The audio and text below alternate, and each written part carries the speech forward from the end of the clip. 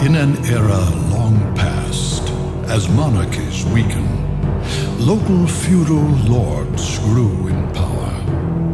The first knights simply protected their lords' domains. However, with the reforms of the late 11th century, knights became protectors of the peace. They valued courage and honor, fighting heretics and heathens in God's name. In this age, one company of knights was said to be invincible, due to two men.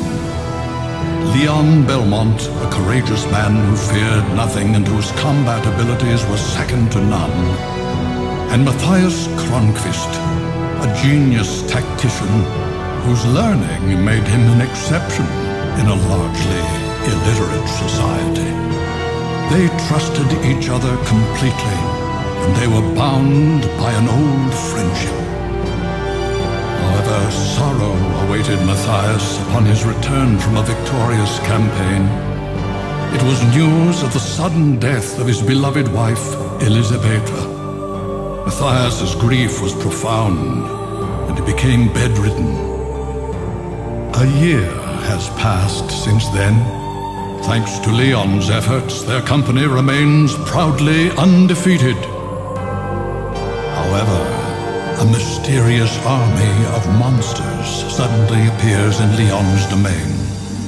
The Crusades are raging in the east, and since the Church is focusing on fighting heathens rather than monsters, it has forbidden unauthorized battles. Leon wants permission to sortie, but the Church has no intention of granting it. One night, Matthias struggles from his sickbed and tells Leon that the appearance of the monsters is tied to a vampire who has a castle in the forest called Eternal Night, and that Leon's betrothed, Sarah, has been kidnapped and brought to that castle. Leon realizes that he must renounce his title to rescue his beloved. The forest is swollen with darkness, as if it would rob away everything, and only moonlight provides a ray of hope. A great legend is about to begin.